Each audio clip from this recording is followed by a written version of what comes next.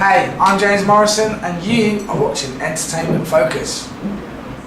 It's James, how are you today? I'm good, yeah, good. Busy day of promo, you were just saying? Busy day of promo as always, yeah. But that's good.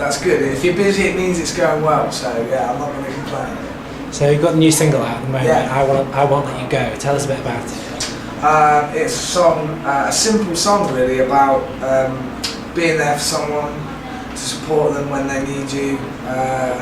I wanted to write more of a universal song. It's not really just about a relationship, it could be about a friend, like about someone who's just close to you, basically, who's not doing very well, and you're kind of there for them. Really, it's a simple song. I wanted it to be epic. I wanted it to be, big sounding, a bit of the old school sound to it, but just a simple message that carries the song across, really. It's already getting quite a lot of support and airplay and fans love it, so how's that for you? Yeah, amazing. Yeah, I was always worried about that one a lot more than the other two singles that are going to come out, because it's a lot slower. It's more, there's more of a link to my old stuff with this one than the next two. So I'm more excited about the next two because they're more different. But I'm so chuffed with how this one's gone, because I was worried it might not do so well because it was slower or something like that. So yeah, I'm absolutely stoked with how it's getting played on radio already. It's not even out. So. It's classic James Morrison, I would say, but slightly different. It's like it's an evolution rather than a revolution. It's just a different. It's the same as what I'm still me, but it's just a different version of it. I tried to take all the things that I learned from the first two albums and put them into this album, But at the same time, I didn't want to have any barriers of what I could do and what I couldn't do. So I just tried to go for whatever sounded good to me at the time, really. Well, let's talk about the album. I have heard it, been listening to it, I got it yesterday, so I've been listening to it quite a lot. But before we really dig into it, tell us, what does the title mean, The Awakening? The Awakening, I wanted it to feel completely fresh. I wanted it to feel like I'd started again, because that's what it felt like I had done. I kind of had to look at myself as an artist and as a person and weigh everything up again since I had a kid and I lost my dad, and just in general, from coming out of the second album, it was quite a lot of pressure for me to write. I just wanted to lose that pressure and write songs that made me feel like I was back to where I should have started at in the beginning, back to just being someone trying to express what they feel rather than somebody trying to maintain a position in the chart or trying to maintain a certain sort of, quality. I just wanted to write songs that felt good to me, and not worry so much about the success. It was a lot more enjoyable to write this album. The Awakening, it's called The Awakening to me because it's me waking up as an artist and as a person. That runs through the whole album, I noticed, because when I heard the title and listened to the record, and sometimes titles and records seem very far apart. Yeah. This one seemed very close together. There's lots of life-affirming songs in there, being thankful, realising you need to kind of close one chapter to move on to the next. And was that your intention when you went in? Was it almost like a concept album to write? I didn't really have a concept at all in the beginning. I just tried to write stuff that was different to what I'd done before. And some of it was really bad, and some of it was good. I had songs like Slaves and Music in the beginning, and songs like The Awakening then, but they were quite experimental to me at that time. They were so different to anything I'd done. I just thought I would try as many different avenues as possible just to kind of get a feel for what I could do. But in the end, all those songs ended up joining themselves together in the end anyway, so it was by accident, it was a natural accident. Once I'd got a certain amount of songs, I just started to see the bigger picture then, and I could see what gaps needed filling and what songs I needed to write, what tempos I needed. Songs like Forever were written to fulfill a certain thing that was missing from the album. Whereas Slaves to Music and some of those more upbeat songs were written just because I wanted to write something like that. Whereas songs like In My Dreams and Up and The Person I Should Have Been, 6 Weeks, Beautiful Life, they were all just songs that I I really wanted to write. You know, it's personal songs that I needed to write to feel better about my life. Yeah. There's lots of different inspirations in there, isn't there? Because it's still quite soulful, because obviously your voice is very soulful. But I noticed there's inflections of gospel on some tracks, and I really like, my favourite track that I've heard so far on the listens that I've had is Right By Your Side. Right. Because I like the stripped back nature of the guitar and your voice. And which do you prefer doing, the big instrumentation or the stripped back? I mean, I enjoy, like, I've done some gigs recently that are kind of acoustic versions of the live band, full band thing. And I do enjoy it.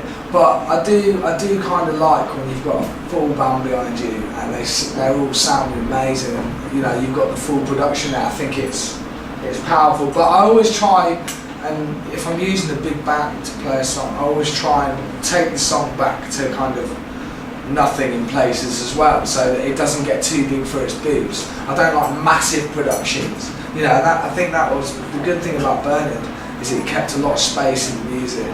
Didn't allow the whole thing to get too overproduced or too bombastic. You know, there's a place for every part in the album.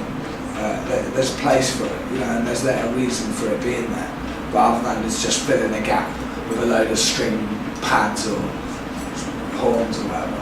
Was there any temptation to follow trends? A lot of people do that. They'll come out, it's like electro pop's doing well, let's record that kind of album. Do you feel that kind of pressure, or are you just so happy I'm not that clever. I'm not clever enough to write stuff that fits with trends, you know. I just write what I write and hope that it will connect to people in a way, either the lyric or the melody, you know, or whatever. I think, you know, every now and again I'll try and write something that's sort of inspired by what's out at the time, but I will never try and sort of change myself to fit in with what's going on, you know. I just try and do what I feel is right, you know.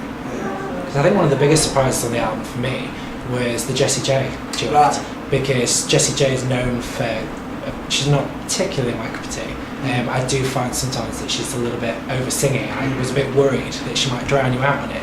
But you've actually got a very, very different performance from her on that track. Yeah. How did that come about? It was just working with Jessie, making sure that she was comfortable for one. I didn't want her to feel, and I said to her, I don't want you to feel like you have to be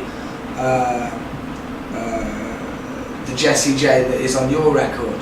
I want you to feel like this is a chance for you to be a different version of yourself and sing in a way that you still feel comfortable with, and you're still delivering a sick vocal. But I don't think, you know, because for about half an hour she did so many amazing vocal takes that were ridiculous. Like,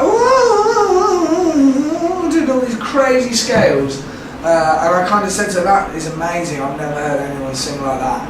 But don't think we should do that for this song, you know, let's stick to the melody. I had to be quite stringent with her, because she's such a good singer that, you know, she can go anywhere. And I just needed her to kind of stay on the melody. And once we kind of got her doing the melody, on the back end she was totally doing her own thing, and it was amazing. The way she comes in on the second chorus is actually better than how I wrote to come in. So, you know, she really added her vocal really added something special to the song. I think that's why I like it, because it is a bit different from what she does. And, you know, the mix of me and Jessie J is a good mix, I think. So, yeah, I'm really excited about that song. I can't wait for people to hear it. I think they'll be surprised, and hopefully the song will get them too as well. Future single? Yeah, I think it's the next one. It's the next one for Christmas. There you go, yeah. So we'll see, maybe before November. Christmas, yeah. Yeah, middle of November. So you're going to be hitting the road soon. You're going to be playing these songs live, yeah. Possibly for the first time for many people going to see it. What can people expect from the tour? I think they can expect, yeah, it's going to be a cool show, man. I think so that's why I'm excited. I think all the songs on the album, plus all the old stuff that I've got, like Under the Influence and some of the up-tempo stuff. I think between the three albums I'm going to be able to make a really good show that could bring it right down to sort of, you know, those intimate songs, and push it right out to sort of rocking out with my band. You know, they're a great rock and roll kind of soul band, so you know, and they all play a lot of different types of music. You know, my keyboard player is quite a classical sort of player. My organ player loves all the 70s stuff. My drummer used to play with Van Morrison. My guitar player is probably one of the best guitar players I've ever heard playing guitar. He's ridiculous. And my backing singers, they sing with everyone from Tom Jones to Cliff Richard to loads of different people. So yeah, I think they're all experienced musicians, and between all of us, it's like a proper band. You know, I went to see Bruce Springsteen and got really inspired by the fact that his band was so unified with him, instead of it being the average singer-songwriter fronting, a singer-songwriter with a band that are separate. I hate that kind of feeling. So I think it's going to be a proper old school kind of show. Yeah, you know, rock and roll kind of soul kind of show. Yeah. So you're going to be able to fit anything else in before Christmas? I've got a tour in November, first week in November, starting in Wolverhampton on the 2nd, ending in London, Shepherd's Bush. You can go on the website, jamesmorrisonmusic.com. So yeah, I've got a tour to do, and then I've got some touring and gigs next year. So yeah, it's all pretty go, but it's all good. I'm really excited to be back and doing it again. So yeah.